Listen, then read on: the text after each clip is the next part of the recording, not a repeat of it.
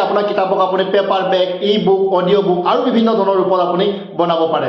বন্ধুসকল, আজি এটা নতুন কনচেপ্টৰ ওপৰত কথা পাতিব আহিছোঁ। বন্ধুসকল, আজি মই কম এটা ডিজিটেল টুলছৰ বিষয়ে, এটা এনেকুৱা ডিজিটেল টুল যিসকলে ভাবি আছে মই কিতাপ লিখিম, তেখেতলোকৰ কাৰণে এইটো যাদু হিচাপে কাম কৰিব, যাৰ নাম হৈছে ইনষ্টা বুক ইনফ্লুৱেঞ্চাৰ। বন্ধুসকল নমস্কাৰ, মই মনজিত গগৈ পুনৰ এবাৰ স্বাগতম জনাইছোঁ কিতাপ কেনেকৈ লিখিম আৰু প্ৰকাশ কেনেকৈ কৰিম কোৰ্চ নম্বৰ 3। বন্ধুসকল, জানি লওঁ আজি ইনষ্টা ইনফ্লুৱেঞ্চৰ বিষয়ে সবিশেষ। ইনষ্টা বুক ইনফ্লুৱেঞ্চৰ বিষয়ে জনাৰ আগতে আমি এইটো জানি ল'ব লাগিব কিতাপৰ ভাগ কেইটা থাকে, আৰু মনত ৰাখিব বেলেগ বেলেগ ভাগে আপোনাক বেলেগ বেলেগ ধৰণে প্ৰফিট দিয়ে, আৰু যিমানে ভাগটো সুন্দৰ হ'ব, আপোনাৰ বিচাৰ আৰু আপোনাৰ চইচটো যিমানে সুন্দৰ হ'ব, কিতাপে আপোনাক সিমানে মেজিকেলি ৰিজাল্ট দিব। আমি প্ৰথম কেটেগৰীৰ বিষয়ে যদি কথা পাতোঁ, প্ৰথম কেটেগৰীটো হৈছে ক্ৰেডিবিলিটি বুক। ক্ৰেডিবিলিটি বুকটোৱে আপোনাক বিশ্বাসযোগ্যতা বনায়, আপোনাৰ নামটো ফেমাছ বনায়, আপোনাক আদৰৰ পৰা আদৰণীয় বনায়। আৰু যদি আমি উদাহৰণ হিচাপে চাবলৈ যাওঁ, how to get rich this year by written by হৰ্ষাগা and secure your child life future written by Samir Kalia. আনটো হৈছে কানেকশ্যন বিল্ডিং কিতাপ। আপুনি কানেকশ্যন বিল্ড কৰিবৰ কাৰণে, কানেকশ্যন বঢ়াবৰ কাৰণে আপুনি কিতাপ লিখিব পাৰে। চাওক, আপুনি যদি আন ফেমাছ মানুহসকলৰ ক্ৰেডিবিলিটিটো ইউজ কৰি নিজেও ক্ৰেডিবল হ'ব পাৰে, তেতিয়াহ'লে বেয়া কথা হয় জানো? এতিয়ালৈ উদাহৰণ যদি স্বৰূপে আমি চাওঁ, আপুনি টপ পজিশ্যনৰ কিছুমান মানুহক লগ কৰিবলৈ যাওক আৰু তেখেতক কওক যে মই এখন কিতাপ লিখিবলৈ লৈছোঁ, 20-21জন ছাকচেছফুল মানুহৰ ষ্টৰী তাত উল্লেখ কৰা হ'ব আৰু লগতে ইণ্টাৰনেশ্যনেলি পাব্লিছ হ'ব। তেতিয়া যদি আপুনি সোধে আপোনাক কেতিয়া এপইণ্টমেণ্ট আপুনি মোক দিব বিচাৰিছে ইণ্টাৰভিউৰ কাৰণে, খুচি খুচি হেপিলি তেখেতলোকে আপোনাক ইণ্টাৰভিউৰ কাৰণে এপইণ্টমেণ্টটো দিব, আপোনাৰ প্ৰজেক্টত ইণ্টাৰেষ্টটো দেখাব, আৰু লগতে তেখেতলোকে নিজেও কিনিব, আন 10জনকো ক'ব সেই কিতাপখন কিনিবৰ কাৰণে। চাওক, আপুনি কণ্টেণ্টটো পাই গ'ল, ক্লাইণ্টটো পাই গ'ল। যদি আমি চাওঁ logistic and untapped opportunity written by DDDC courier team, এইখন এখন কানেকশ্যন বিল্ডিং বুক হয়। এনেধৰণে আৰু বহুত বুক পাব, আপুনি গুগলত গৈ চালেই গম পাই যাব। আনটো কেটেগৰী হৈছে পেচন বুক। পেচন বুক এখন এনেকুৱা বুক য'ত কোনো উদ্দেশ্য বা কোনো বস্তু লুকাই নাথাকে। এইখন লেখকৰ অন্তৰৰ ফালৰ পৰা লিখা, তেখেতে যি জীৱনত সংঘৰ্ষ কৰিলে উন্নতি কৰিবৰ কাৰণে, তেখেতে যি নিজৰ লাইফৰ ছাৰ্ভাইভেল কেনেদৰে কোনটো ষ্টেপৰ পৰা গৈ কোনটো পালেগৈ, সেই সকলোবোৰ তেখেতৰ জুনুনবোৰ তাত উল্লেখ কৰিব বিচাৰিছে, পাব্লিকক ক'ব বিচাৰিছে। এক্সাম্পল ল'ব বিচাৰিছোঁ আৰতি মিত্তালৰ খুচিও কি ঝৰোকে, এইখন এখন পেচন বুক হয়।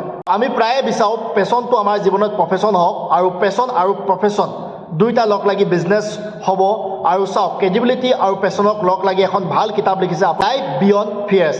এই কিতাপখন পেচন আৰু প্ৰফিট দুইটা উদ্দেশ্যৰ কাৰণে লিখা হৈছিলে। তেতিয়াহ'লে বন্ধুসকল, এয়াই আছিলে 3টা কেটেগৰী কিতাপ, আৰু যাৰ বিষয়ে মই অলৰেডি আপোনাৰ লগত আলোচনা কৰিলোঁ। এতিয়া আৰম্ভ হ'ল, এতিয়া সময় হ'ল তাৰ বিষয়ে আলোচনা কৰা, যিটো আপোনাৰ আহিবলগীয়া দিনৰ আপোনাৰ কিতাপৰ কাৰণে এখন অস্ত্ৰ, যাক আমি কওঁ ইনষ্টা বুক ইনফ্লুৱেঞ্চ। বন্ধুসকলে মনত ৰাখিব, ইনষ্টা বুক কোনো 100, 200 বা 500 পেজৰ নহয়। ইনষ্টা বুক হৈছে 30-40 পেজৰ ভিতৰত। ইনষ্টা বুকে আপোনাৰ প্ৰডাক্ট, আপোনাৰ টেলেণ্ট, আপোনাৰ ছাৰ্ভিচক মাৰ্কেটিং কৰিবৰ কাৰণে ইয়াৰ ফ'কাছ ৰাখে। মেইন ইয়াৰ উদ্দেশ্য সেইটোৱে হ'ল, আপুনি যদি আপোনাৰ বিজনেছত ইনষ্টা বুক ব্যৱহাৰ কৰা নাই, তেতিয়াহ'লে বিজনেছ আৰু কাষ্টমাৰ একুইজিশ্যনত বহুত ডাঙৰ ইম্পেক্ট আনিব। বেটাৰ অথৰিটি লিডিং মোৰ চেলছৰ কাৰণে ইনষ্টা বুক আপুনি ব্যৱহাৰ কৰিব, আৰু আপোনাৰ ট্ৰাষ্টটো ইম্প্ৰুভ কৰিবৰ কাৰণে, পাব্লিকৰ প্ৰতি, কাষ্টমাৰৰ প্ৰতি আপোনাৰ ট্ৰাষ্ট ইম্প্ৰুভ কৰিবৰ কাৰণে আপুনি ইনষ্টা বুক ব্যৱহাৰ কৰক। লগতে আপুনি 7 দিনৰ ভিতৰত কমপ্লিট কৰা এটা প্ৰজেক্ট ইনষ্টা বুক। সকলো এতিয়া আপোনালোকৰ মনত প্ৰশ্ন হৈছে চাগে, মই ইনষ্টা বুক কিয় ব্যৱহাৰ কৰিম, ইয়াৰ পৰা কি বেনিফিট হ'ব? মই কৈছোঁ, ইনষ্টা বুক যেতিয়া আপুনি ব্যৱহাৰ কৰিব, মনত ৰাখিব যেতিয়া এখন কিতাপ লিখিব আপুনি এজন এক্সপাৰ্ট হৈ যাব, আৰু যেতিয়া আপুনি এক্সপাৰ্ট হ'ব, আপুনি কাম কৰা সেইবোৰ নিউজত যেতিয়া শ্বুট হ'ব, তেতিয়া কি হ'ব, আপোনাক ৰাইজে বেলেগ এটা নজৰিয়াত চাব। আৰু মনত ৰাখিব, যেতিয়া আপোনাক ৰাইজে এটা বেলেগ এটা নজৰিয়াত চাব, আপোনাৰ প্ৰতি ইমেজ এটা বনি যাব, তেতিয়াহ'লে ৰাইজৰ ফ'কাছ সদায় আপোনাৰ ওচৰত থাকিব।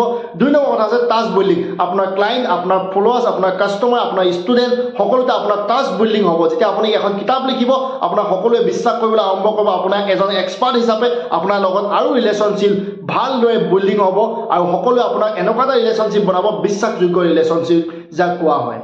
আপুনি কম সময়ৰ ভিতৰতে ইনষ্টা বুক ইউজ কৰি বহুত ধৰণৰ লিডছ জেনেৰেট কৰিব পাৰে। আপোনাৰ ক'ল্ড কলটো আপোনাৰ হট কললৈ পৰিৱৰ্তন হৈ যাব। আপোনাৰ ওচৰত আপোনাৰ কিতাপত যদি আপোনাৰ কণ্টেণ্টৰ যদি আপোনাৰ দম থাকে, তেতিয়াহ'লে আপোনাৰ য'ত য'ত ডিজিটেলি আপোনাৰ ব্যৱহাৰ কৰা হ'ব আপোনাৰ কিতাপ, তাতে আপোনাৰ লিষ্ট বেলেগ বেলেগ ধৰণে বহুতৰ পৰা সৰহসংখ্যক অহা আৰম্ভ হৈ যাব। বেনিফিট হৈছে বহুত ডাঙৰ বেনিফিট, ছুপাৰ স্কেলেবল। যেনেকৈ আপোনাৰ কিতাপক আপুনি পেপাৰ বেগ, ই বুক, অডিঅ' বুক আৰু বিভিন্ন ধৰণৰ ৰূপত আপুনি বনাব পাৰে।